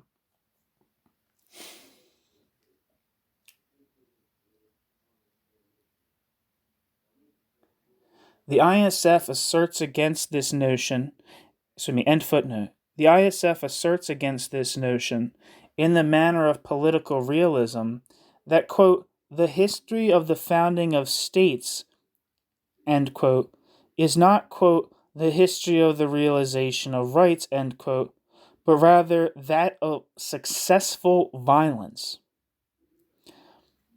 Quote, the question whether Israel is a legitimate state has been answered through its foundation and is hence redundant, end quote. This state's, quote, right to exist, end quote, can only be questioned from a position of romantic, quote, folkish speculation. Folkish is like the idea of like an organic, culturally integrated people's community, which is what Volksgemeinschaft means, is people's community. Sorry. This state's, quote, right to exist, Israel's, quote, right to exist, end quote, can only be questioned from a position of romantic, quote, folkish speculation about, quote, organic nations, end quote, and their, quote, souls, end quote. Critical theorists usually assert the validity, or at least logical necessity, of the concept of human and other rights of individuals, whereas nations and states, not being individuals, cannot themselves, quote, have, end quote, rights. At most, they can act on behalf of right-bearing individuals.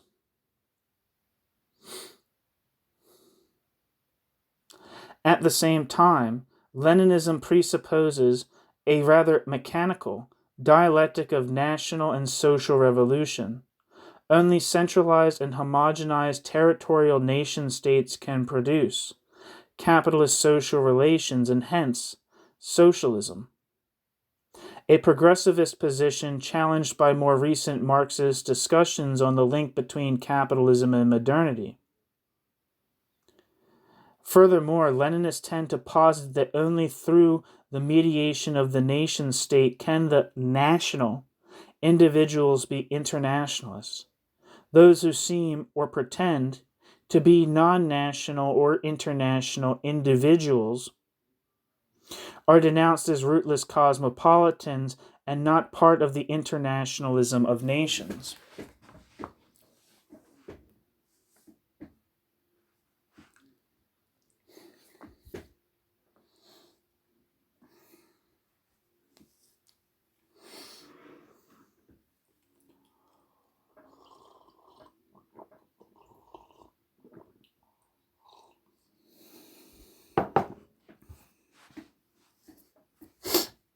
He points instead, US and UK reworkings, Jack Jacobs and Robert Fine / Philip Spencer. From the English language world, I would like to point to two recent publications only that are of central importance.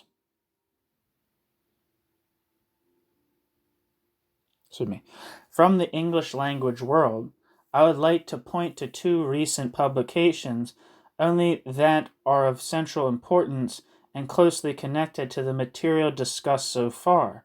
Jack Jacobs' book of 2015, The Frankfurt School, Jewish Lives and Antisemitism, an intellectual history of enormous erudition. consists of 3 chapters,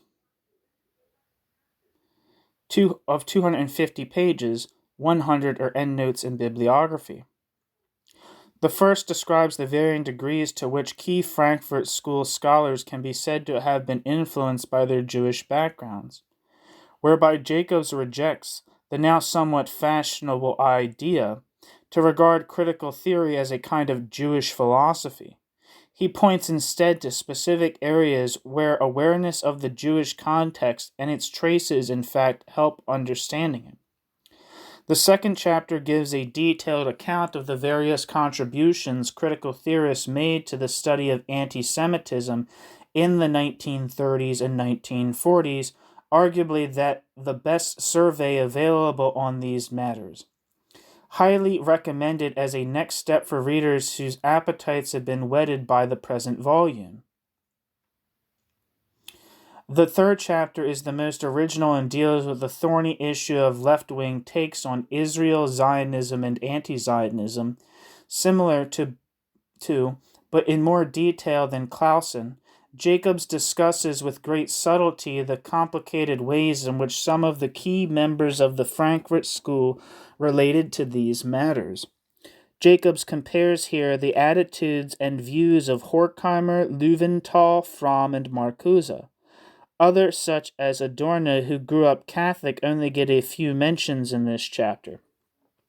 None of them were, quote, sympathetic to Zionism, end quote, before the foundation of the State of Israel.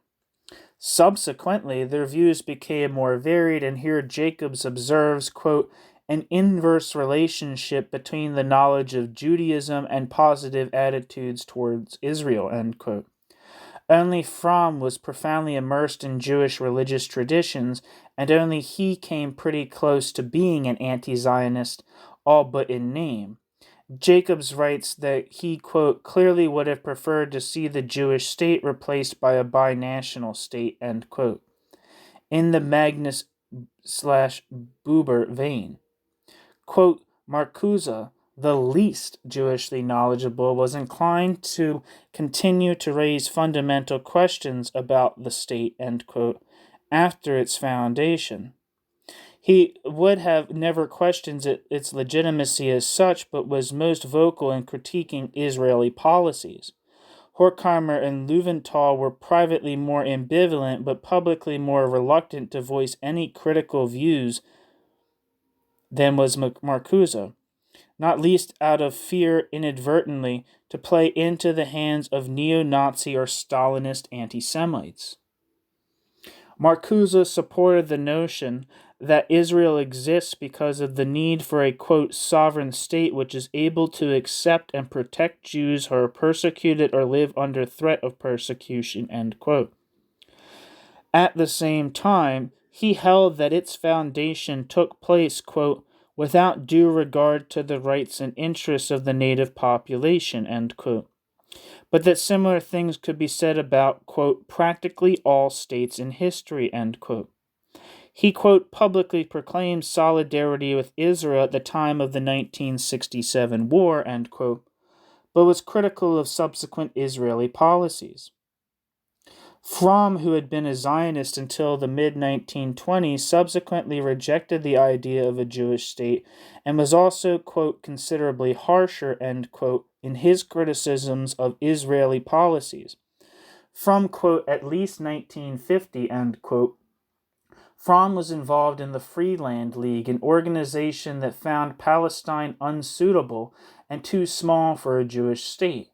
The philosophical, theological, or, from a different angle perhaps, poetical reasoning behind Fromm's rejection of Jewish statehood is well expressed in this extract from a letter written in 1972.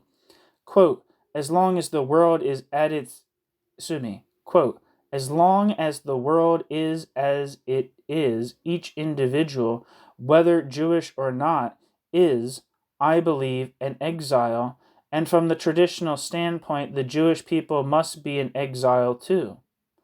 To want to abolish, quote, exile, end quote, in its spiritual meaning, is to deny the discrepancy between what man is and what man could be, end quote. Although Fromm had at this point ceased to be a member of the Frankfurt School for decades, he restates here a crucial element of critical theory. Quote, exile, end quote, means non-identity and the need to embrace and assert one's alienation in order to maintain the expectation that things could be better. As the Messiah could come any moment, through any old little door, false messiahs must be refuted, Jewish or any other. Nationalism's banal positivity, making oneself at home in the false state of things, cannot but kill the utopia of transcendence.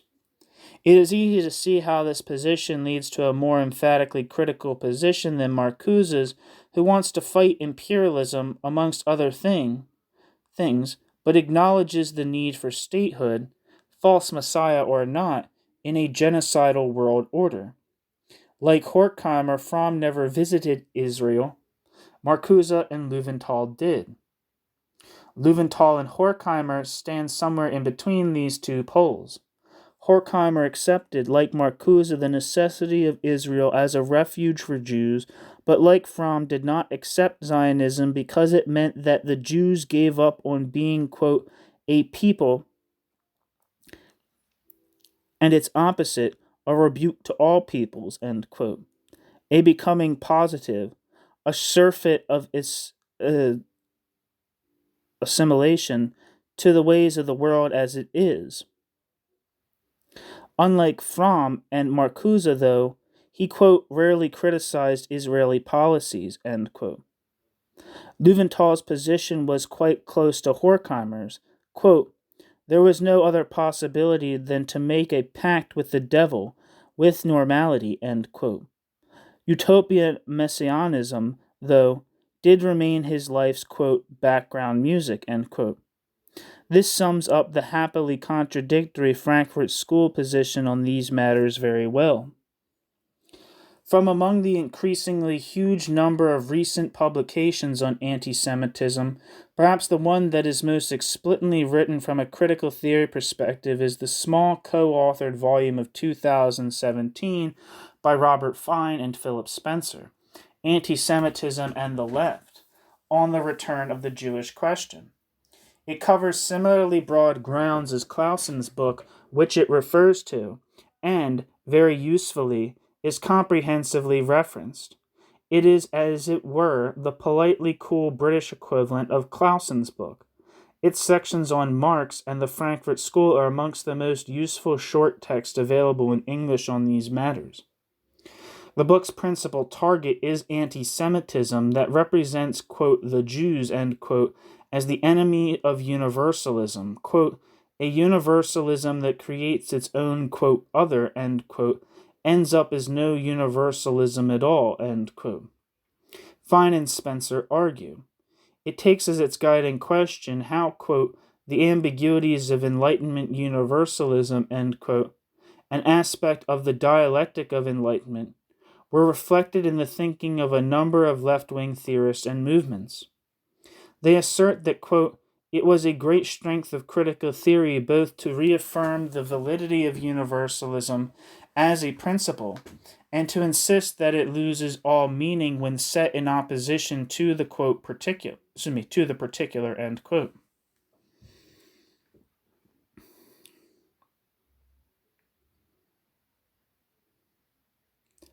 The most original part of their argument is perhaps the critique of Habermas, whose notion of, quote, post-nationalism, end quote, an iteration of Enlightenment universalism, quote, can be abused to label others, quote, nationalist, end quote, or stigmatize others as its enemies, end quote. This is an instance of their argument that universalism can become exclusionary, which is especially pertinent as Habermas presented, quote, post-nationalism, end quote, as a particular achievement of, wait for it, the Germans, or else of, quote, Europe, as Habermas argued subsequently. Just fucking hilarious. And, indeed, as Fine and Spencer describe, a whole range of liberal opinion leaders attack Israel for being nationalist. When the world supposedly has moved on from and has overcome nationalism. Sadly, the latter does very much look like wishful thinking, not to say utter delusion.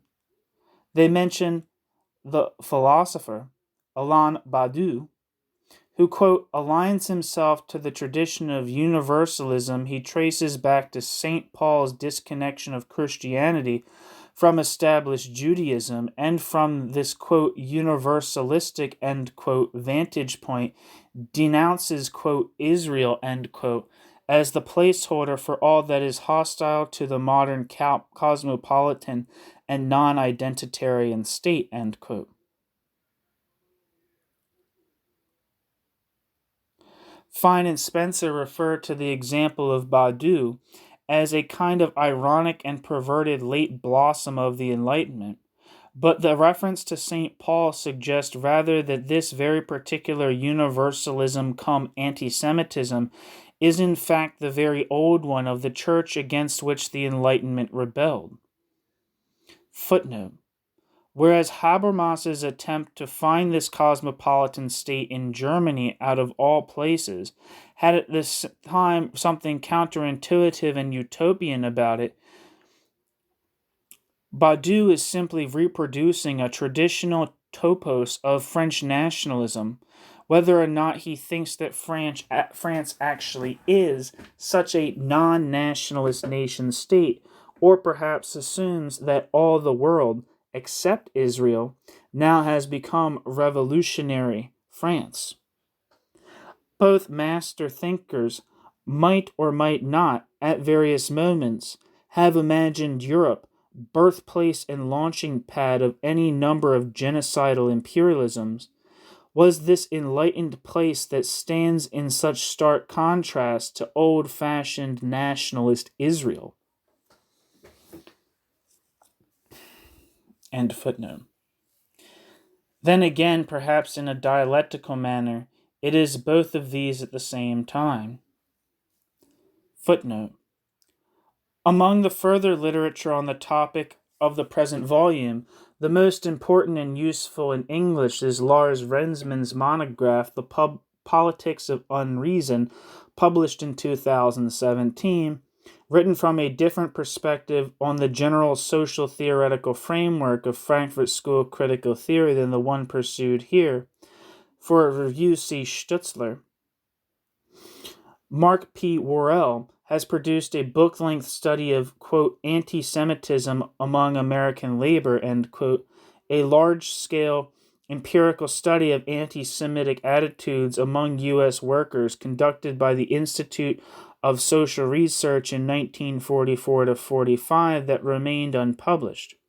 Worrell's interpretation is limited by his view that Horkheimer and Adorno had since the early 1940s abandoned dialectical thinking, Marxism, and critique in general, a view for which dialectic of enlightenment serves, without being examined, as the chief exhibit, and which leads Worrell to dub Franz L. Neumann, Paul Massing, and A.R.L. Gerlin, quote, the other Frankfurt School, end quote.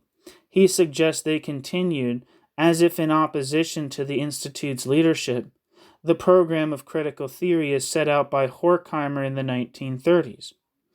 Worrell implausibly presents the labor study, which these three produced together with the core Institute members, Löwenthal, Pollock, and Adorno, as the product of, quote, the other Frankfurt School, end quote, and provides detailed interpretations of the empirical material that are framed by his own Marxist as much as Durkheimian and Weberian perspective. The book provides, though, a valuable detailed overview of this crucial empirical study, including large chunks of hugely interesting primary material in the original English. Eva Maria Sega's 2009 elegant and comprehensive monograph on the same subject in German demonstrates convincingly the complementary character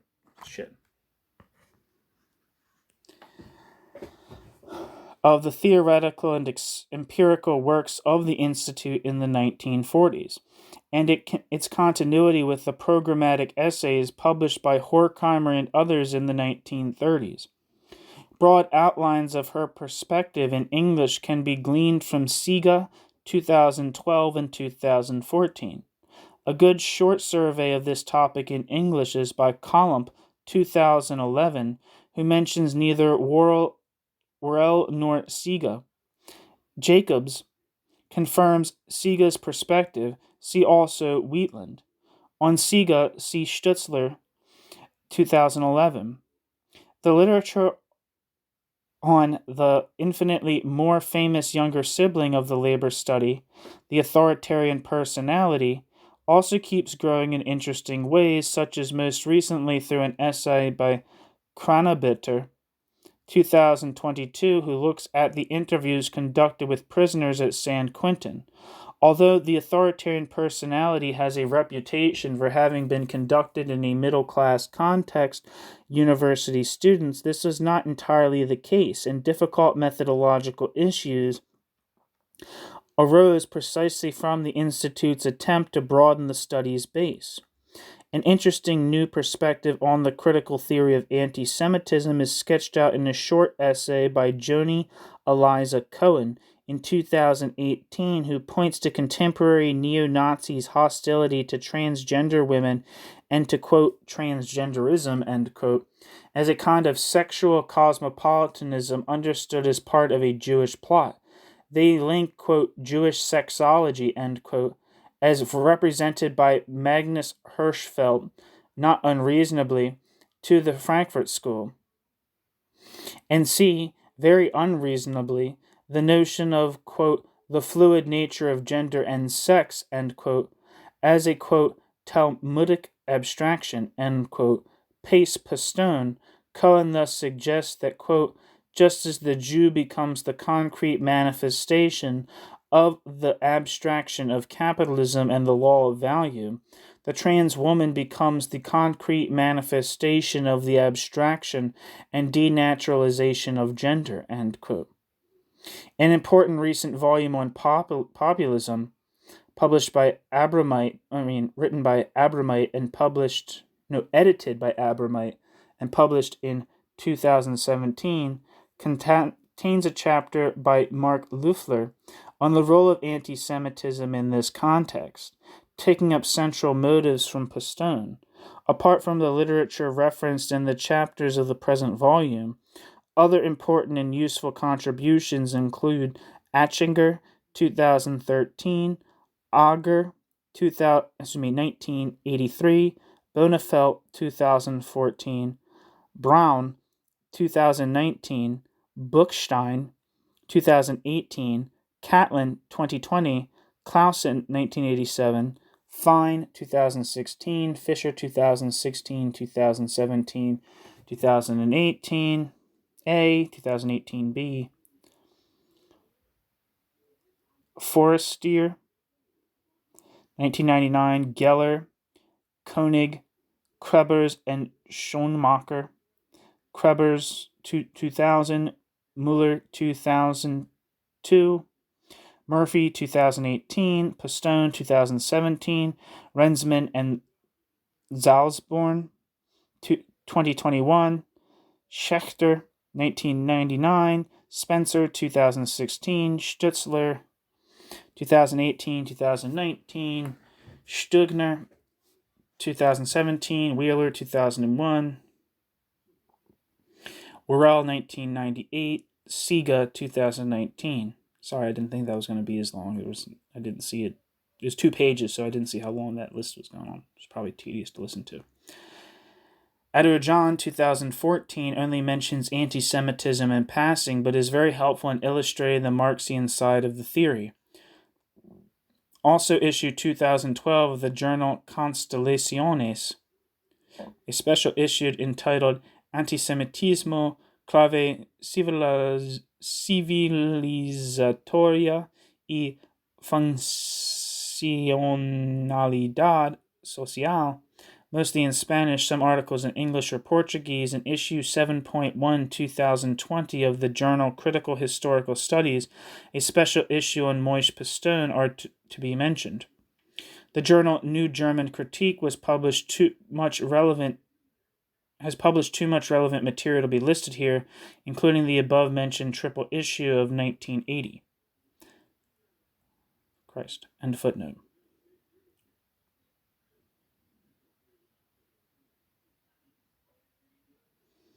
The contributions to this volume. Despite being anything but encyclopedic or conclusive, my hope is that this volume will fulfill the function of a general survey and introduction to the field, covering the essentials as well as going beyond and across its confines. Several of the chapters relate to a particular country, but none are intended as case or country studies. The volume assembles variations on a few central theoretical themes which should, if the approach works, emerge from the constellation of the pieces that rehearse them. Similar arguments are made from different angles, producing repetitions that I hope readers will find helpful. Chapters should explain each other. While the missing dimensions will have to be filled in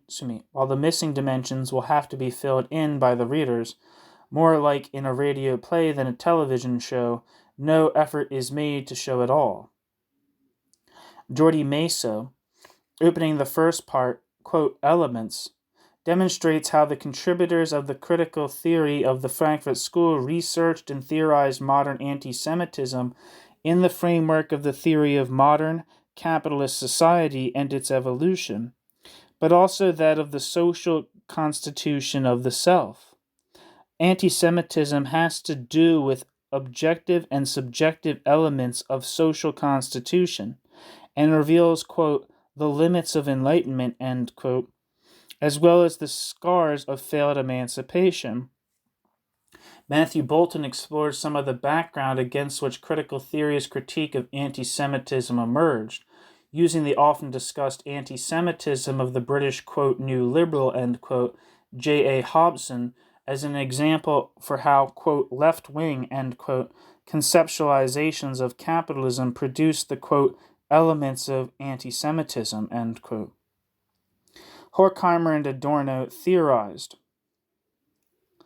Hobson argued for state intervention to rebalance the social distribution of wealth and remove the drivers for imperialist expansion. Restoration of the, quote, natural, end quote, balance between capital and labor, he thought, was prevented by the influence of international finance, not least the, quote, active financial race, end quote, of Jewish financiers. Werner Bonefeld makes the case for seeing anti-Semitism as innate to capitalist society rather than a social pathology. Modern anti-Semitism articulates a personalized critique of the crisis-ridden dynamic of real economic abstractions, of price and profit, and their regulation by, quote, the invisible hand, end quote.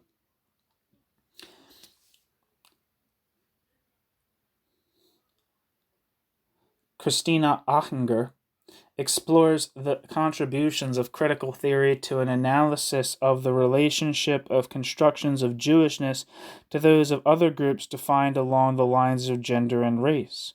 Such constructions of different, quote, others, end quote, are interconnected and historically changing responses to the challenges generated by the rise of capitalist modernity. She argues that, quote, politics of identity, end quote, have to become self-reflexive and have to be, if not replaced, then at least supplemented by a, quote, politics of non-identity, end quote. In this context, she relates Adorno's concept of the, quote, constellation to that of intersectionality.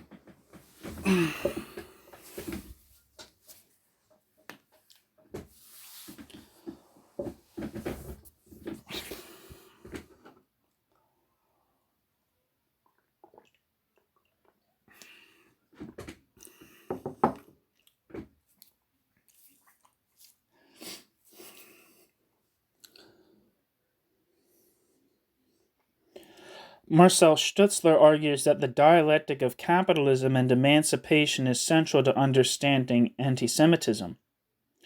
He uses a discussion of the concepts, quote, left and, quote, right, dating from the period of the French Revolution in terms of liberté, fraternité, and égalité, to distinguish elements of anti-Semitism that accuse, quote, the Jews, end quote, of either promoting or obstructing liberal or socialist progress, that in turn is linked in contradictory ways to the capitalist mode of production and the nation state. The second part, extensions, begins with Patrick Ahern's discussion of, quote, Pathic, conspiratorial paranoia and projection in both right-wing and left-wing movements, and asks how a movement can develop a critical form of solidarity without making use of self-defeating, quote, Pathic, end quote, forms of identification like those that contain elements of anti-Semitism. Joan Brown, like Ahern, on Adorno, in her discussion, Joan Brown draws, like Ahern, on Adorno in her discussion of, quote, conspirituality, end quote, the mixture of New Age spirituality with far-right conspiracy theories that has recently become a recruiting ground for fascist organizations. Again, conspiracy thinking that gives false names to the, quote, anonymous authority, end quote, that governs our lives plays a central role in this and is often anti-Semitic. Christopher D. Wright walks the discourse on the, quote, abstract and the, quote, concrete, which is central to many of the arguments on anti-Semitism in this book, back to its Hegelian root, and invites us to rethink these categories in terms of the, quote, infinite, end quote, the finite. Taking the 6th of January 2021 attack on the U.S. Capitol as his jumping-off point, he argues that the revanchist populism that drove this event is fully in favor of the military, police, and pro-business aspects of the state, finite, but against the broadly social and universalistic elements of the state typically thought of as egalitarian and democratic, infinite. Its anti-Semitism, like its anti-blackness, is an anti-globalist, anti-universalist sentiment that fears and resents the declining value of racial and national privilege. Jonathan Catlin explores the chronotope, quote, time-place, end quote, quote, after Auschwitz, end quote, in several of Adorno's writings.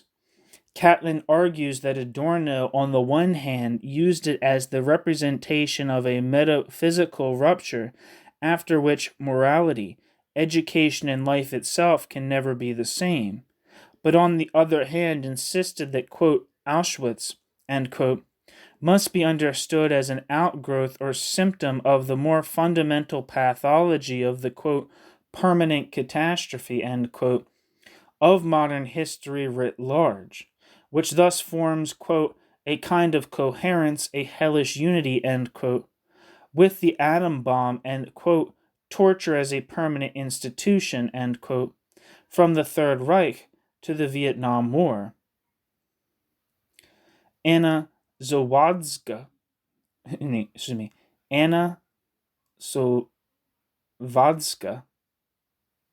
frames her analysis of anti-Semitic forms of anti-Zionism in contemporary Poland in two dimensions.